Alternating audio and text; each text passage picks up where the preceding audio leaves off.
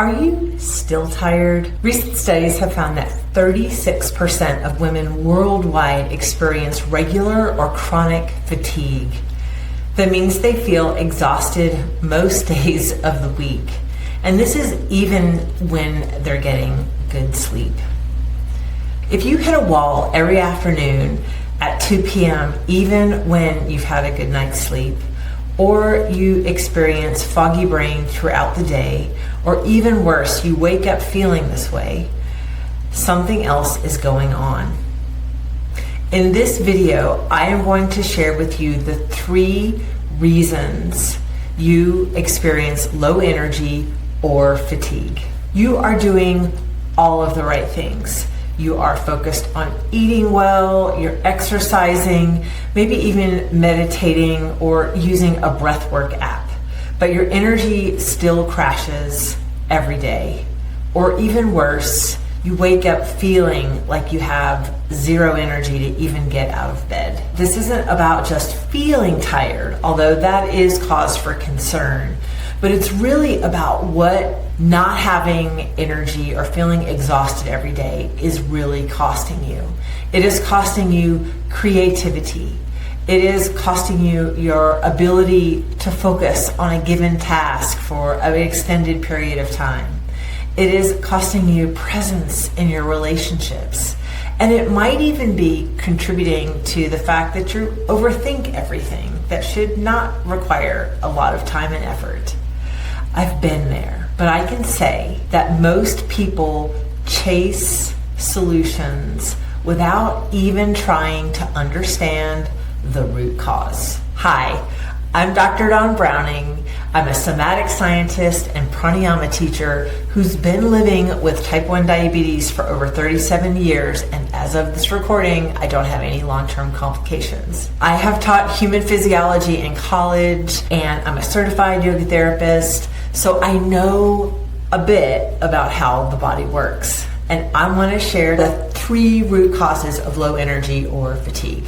Number 1 is metabolic dysfunction. So your endocrine system is a complex switchboard turning on and off or transmitting signals for these different processes and cascades of events throughout your interconnected, complex, beautiful body. But these systems or these signals get either confused or they're depleted. So there are really 2 hormones that I kind of want to talk about. One is a thyroid hormone. That hypo and hyperthyroidism are the conditions that relate from having either too much or too little of your thyroid hormones. And human growth hormone, which is insulin, which is very critical in managing your blood glucose levels, particularly for those living, like me, with diabetes. One thing that I want to start by saying is that these conditions where we have metabolic dysfunction require working with a licensed medical professional. I'm a Ph.D. I am not a medical doctor, an MD. So I really want to encourage you, if you feel like you have issues with your metabolic hormones, please see a licensed professional and have them work with you to find a solution that works. Now, having said that, I will also say that aspects of metabolism go beyond the hormones. So metabolism isn't just what you take in, the food and drink, the thoughts, the emotions. It's how your body processes or digests and assimilates those, the food, the feelings, the emotions, all of these things that your digestive system metabolizes or processes. Yoga and Ayurveda were the original lifestyle medicine, and particularly Ayurveda has an entire science that is really focused on optimizing your metabolism. So I want to start by saying that metabolic dysfunction can be why you are having energy crashes. And these are particularly related, in my experience, to blood glucose regulation. I want to highlight that as our number 1 reason you may have low energy or fatigue. Number 2 cause of low energy is poor sleep hygiene. And you might have expected I was going to say this. But what I will say is that you may be sleeping 7 or 8 hours, but the quality of that sleep really is what is important. And so I want you to think about, what do you do before you go to bed? There are certain practices and behavioral changes that we can make that don't need to be super complicated or very difficult, that can increase your body's ability of achieving deep, solid rest while you sleep. So when you're sleeping is when your body repairs itself, when it is building new cells to replace tissues. Our cells turn over all the time. And it is also a period of removing the metabolic wastes that build up during the day. So all of this is happening while we sleep. So we really don't want to sacrifice sleep. I realize that there are situational challenges that may be at play, and I empathize with you truly. But if there are some things I know that you can do right away, and one thing I'm going to suggest is that you turn the lights down after the sun goes down. And this is really key for helping synchronize your circadian rhythms. I think a big problem that we're seeing with troubled sleep is we get out of sync with our circadian rhythm. And so turn the lights down in the evening. Try to stay off of screens, and certainly the hour before you go to bed. Light candles in the house, play cards, do something that's offline, or read a book. But just create a ritual around sleep and optimizing it for yourself. Number 3 is disordered breathing. So respiration is a key biological function that is critical to how your entire body functions, all the way from the body system. So I mentioned your nervous system, your endocrine system, your circulatory system. All of these require oxygen and CO2 exchange, as well as glucose as a source of energy. Specifically, cellular respiration at the level of your individual cells. The hemoglobin in your blood is transmitting oxygen and carrying away the CO2. Ultimately, those gases are either brought in and absorbed or exchanged and released in the alveoli in the lungs. I mentioned this, the physiology teacher in me, but I want to just highlight the importance of respiration. And really it is about creating energy for the body. So when I work with my clients and they come in with their primary complaint is low energy, the very first thing that we focus on is how they're breathing. And most people breathe in a way that depletes their energy. So this is shallow breathing, and it's all in the upper chest. So this is very fast exchange. You're using so little of the volume of your entire lungs.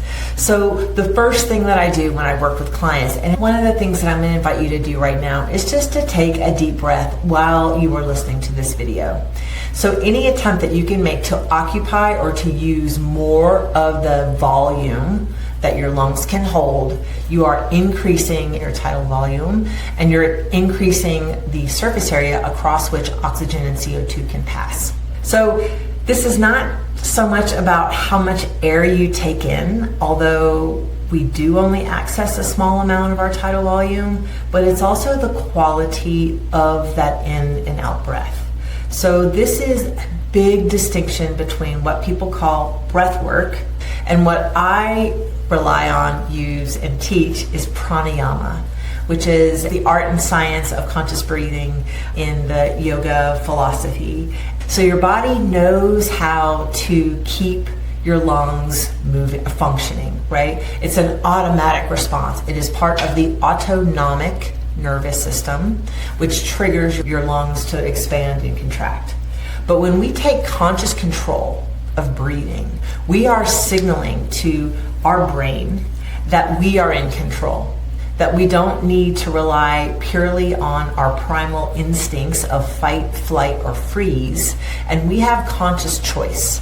So there is really, in a subtle aspect, really important distinction with consciously breathing. So consciously breathing in and out through your nose, consciously lengthening the exhale so that it's longer than the inhale, or just in any given moment deepening the breath while you are at work. Those things are conscious choices to elevate the awareness around your breath, which is critically important. And when you breathe consciously, or you practice conscious breathing, pranayama, you are influencing how your body operates both at a physical level, the mental, and emotional level. So all layers of your being are affected by the quality, depth, and consciousness of your breathing. So I didn't go looking for a breathing practice initially. I wanted to deepen my study of yoga, and that's where I began with my devoted study of pranayama 3.5 years ago. But what I can say is that with sticking with it, sticking with my conscious breathing practice and my self-study, I have enjoyed so many unanticipated benefits. The more I stayed with it, the more I noticed that I stopped over-analyzing. Decisions became easier to make. And in fact, my decision to give up alcohol 3 years ago was the easiest and best decision I have ever made. Also, what I noticed was my ability to focus my attention grew in amazing ways. So I was actually more productive at work. I was able to write more, and I was able to lead better. Lead myself, lead my team, lead my home. I was showing up for myself in my conscious practice, and that also allowed me to show up and be more present in my personal relationships. So all of these things are possible when you dedicate yourself to having a conscious breathing practice, or pranayama. I want to encourage you to give it a shot. Through my conscious breathing practice, I was able to connect with myself in deeper and new ways. And really, what I was accessing was my prana, which is the force that animates life. It's that inner flame, that spark that we all have inside. I can consciously connect with it directly through conscious breathing and my pranayama practice. So all three of these causes that we've talked about today, metabolic dysfunction, improper breathing, and poor sleep hygiene, the one that is the most accessible and immediate is working with conscious breathing. So now I want to guide you through a practice that you can do that is simple, and it can help you refocus your attention and reset your energy. And so click the link in the video on your screen now.